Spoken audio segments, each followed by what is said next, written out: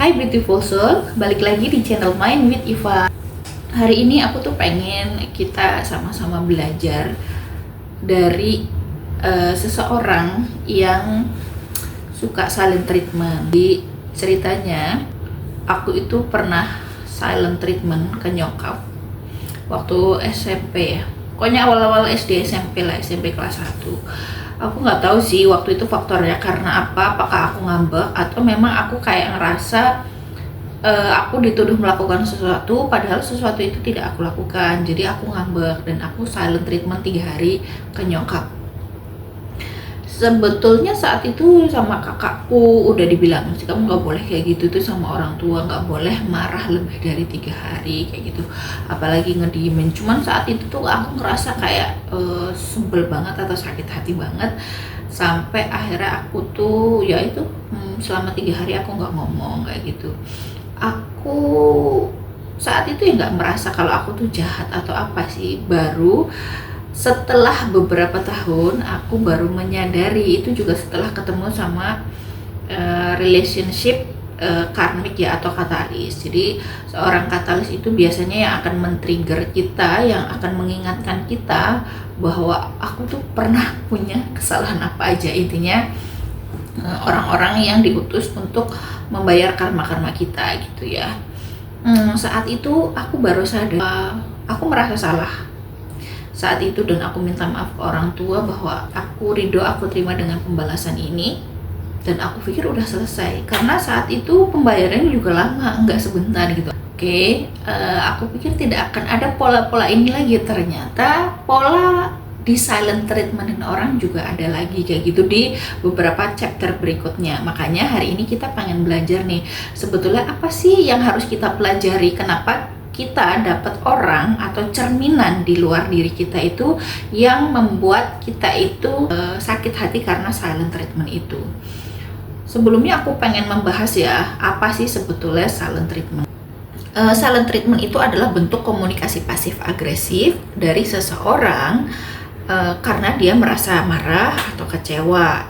Tindakannya seperti apa? Tindakannya mendiamkan orang tanpa berkomunikasi apapun ya, karena dia merasa amarah dan kecewa. Intinya bisa jadi itu adalah bentuk sebuah penghindaran terhadap konflik, atau dia tidak tahu nih cara meregulasi emosi saat itu. Jadi yang kasus yang aku ceritain tadi adalah saat itu aku nggak tahu nih bagaimana cara mengekspresikan amarahku, kekecewaanku terhadap orang tua. Ya akhirnya aku diem gitu. Saat itu aku merasa cuma aku butuh space aja kayak gitu.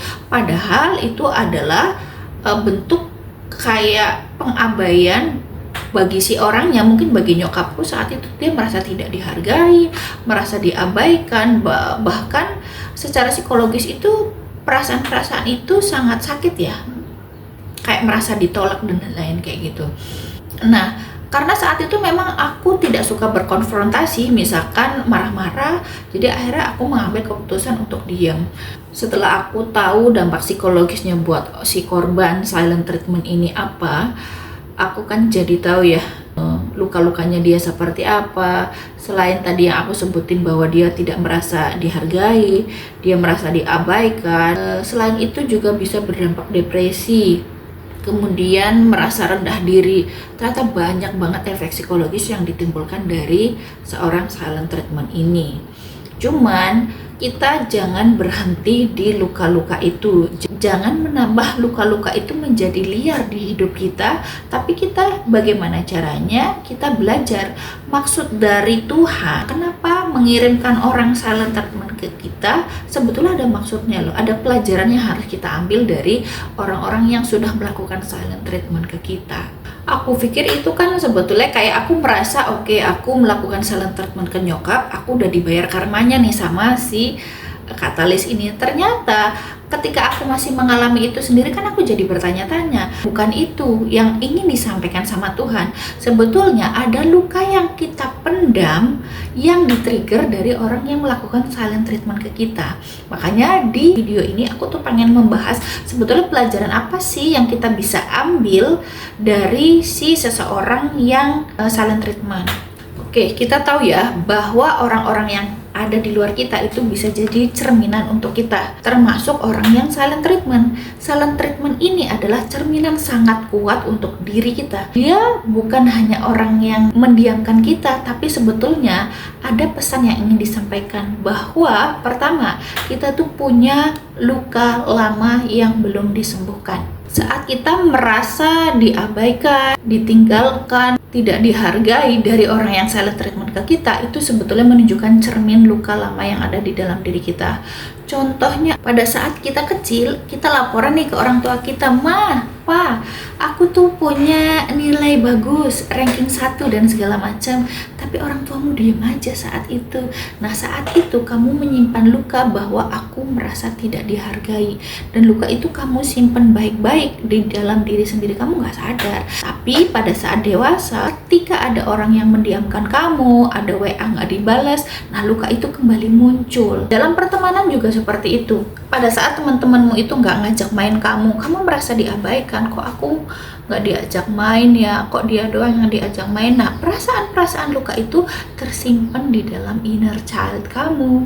Nah, pada saat kamu dewasa, teman-temanmu misalkan gak ngerespon nih di grup, atau gak ngerespon WA kamu merasa tertrigger lagi, kok teman-temanku mengabaikan ya. Jadi sebetulnya memori luka itu kembali muncul. Kalau kita tidak sadar akan luka-luka itu, ya kita akan terus-menerus looping, menggulung-gulung di pola yang sama. Makanya kita tidak akan pernah selesai sebelum kita sadari pola-pola itu, sebelum kita sadari luka-luka itu. Contoh lain deh yang paling dekat, misalkan di keluargamu, kamu sering dibandingkan sama adik atau kakakmu atau teman-teman kamu.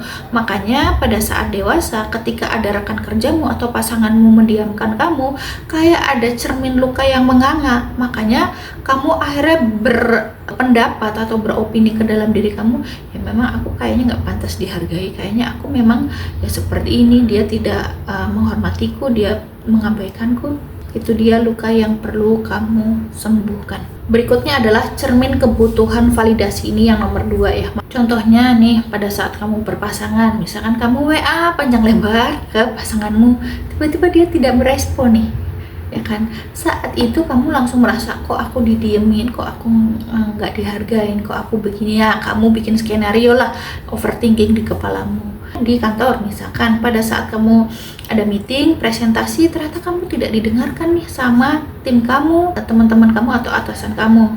Terus kamu langsung berpikir, kok mereka begitu ya, kok mereka menolak aku. Jadi kamu merasa sakit pada saat orang lain diam. Artinya kamu sebetulnya masih butuh validasi nih dari orang lain untuk kebahagiaanmu, untuk harga dirimu. Padahal sebetulnya harga dirimu itu tidak tergantung dari orang-orang itu semua. Kamu tetap berharga meskipun kamu tidak didengar oleh mereka. Kamu tetap berharga meskipun mereka mengabaikan kamu. Aku sangat berharga meskipun orang-orang ngediemin aku, meskipun pasangan tidak membalas WA aku. Cermin selanjutnya itu adalah kontrol dan kekuasaan.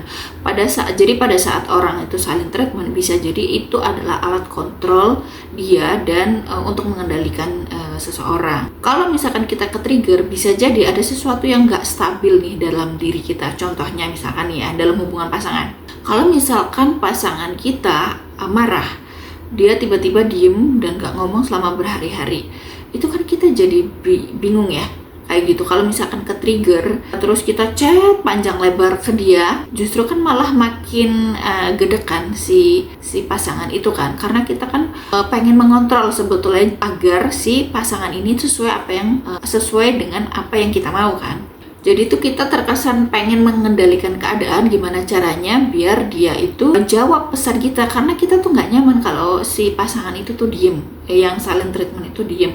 Makanya sebetulnya kita gimana caranya harusnya menilik diri kita sendiri bahwa ada ketidakstabilan yang ada dalam diri kita. Maksudnya adalah kita pengen sering mengontrol reaksi orang. Mungkin contoh konkretnya adalah gini, kita sering pengen mengendalikan atau pengen mengontrol reaksi orang terhadap kita. Padahal sebetulnya yang kita bisa kontrol adalah reaksi kita sendiri. Benar nggak? Kemudian cermin yang keempat adalah cermin batasan diri atau boundaries. Jadi kadang-kadang orang yang silent treatment itu biasanya dia tidak punya kemampuan untuk mengkomunikasikan emosi secara sehat. Nah, cerminannya adalah atau pengingat diri untuk diri kita adalah kita apakah sudah punya batasan yang sehat? Apakah kita tidak ikut larut dalam emosi-emosi orang tersebut? Contoh, mungkin akan lebih clear seperti ini. Contoh ya, kalau misalkan lagi-lagi pasanganmu marah, tiba-tiba silent treatment, diemin kamu berhari-hari. Kalau kita nggak punya batasan yang jelas, kita jadi ikut cemas, khawatir, takut, WA terus, telepon terus menerus, kita kayak merasa apa ya kurangku, apa ya salahku. Dengan kita punya batasan yang sehat, kita bisa ngomong nih ke orang yang silent treatment itu.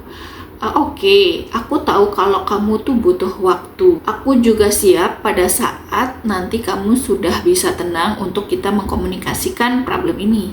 Tapi aku juga butuh nih komunikasi yang jelas, jadi tidak diombang-ambing. Jadi kamu tuh gak ikut dalam permainan diam-diam si orang yang silent treatment kamu. Tapi kamu sudah bisa menjaga batasanmu dengan sehat. Kamu jauh lebih tenang. Kita hanya bisa mengontrol respon yang ada di dalam diri kita. Yang kedua, belajar menghargai self-worth atau harga diri kita sendiri. Jadi kesimpulannya, pelajaran apa yang bisa kita petik dari orang-orang yang mencerminkan silent treatment terhadap kita? Pertama, kita belajar untuk tidak mengontrol respon orang lain. Jadi perasaan berharga itu tidak tergantung dari respon orang lain atau tindakan orang lain, tapi kita menghargai diri kita sendiri apa adanya. Nggak peduli orang lain mau ngomong baik, mau ngomong jahat, kita tetap menjadi orang yang berharga. Berikutnya, belajar untuk mengkomunikasikan yang sehat. Daripada kita ikut terbawa dengan diamnya si silent treatment itu, mendingan kita ngobrol secara asertif. Kita bicarakan apa adanya. Kalaupun ternyata si orang itu tetap silent treatment, ya udah bukan tanggung jawab kita. Yang penting kita sudah mengkomunikasikan itu dengan asertif. Yang terakhir, nomor 4 adalah menemukan kedamaian dalam diam. Diam atau silent treatment itu bisa menjadi guru. Daripada kita terus-menerus tersiksa, merasa tersakiti dengan silent treatment itu, mendingan kita merefleksikan. Kenapa aku bisa begitu sakit pada saat aku merasa diabaikan? Kita juga bisa mulai belajar journaling, belajar untuk aware, meditasi dalam keseharian kita. Kita jadi mulai berproses untuk menjadi sembuh. Jadi kita udah clear ya bahwa orang-orang yang ada di depan kita, orang-orang yang menyakiti kita, men-trigger kita itu adalah cermin bahwa di dalam batin kita masih ada luka yang harus kita sembuhkan. Terus gimana sih cara mengatasinya atau cara menyembuhkan luka-luka atau cermin dari orang silent treatment itu? Aku punya 7 hari list pertanyaan reflektif dari hari pertama sampai hari ke-7. Aku akan bagikan ke kalian, tapi dengan syarat pertukaran energi ya. Jadi kalian mengirimkan energi subscribe ke aku akan mengirimkan kalian via komen atau DM. Kalian bisa komen email kalian, nanti aku akan kirimkan ke email kalian daftar pertanyaan reflektif untuk mengelola bagaimana sih kalian bisa proses healing dengan journaling ini. Oke, aku rasa cukup hari ini. Kita sudah panjang lebar ngomongin tentang pembelajaran dari silent treatment. Simak video-video berikutnya dari channel Mind with Eva. Dadah!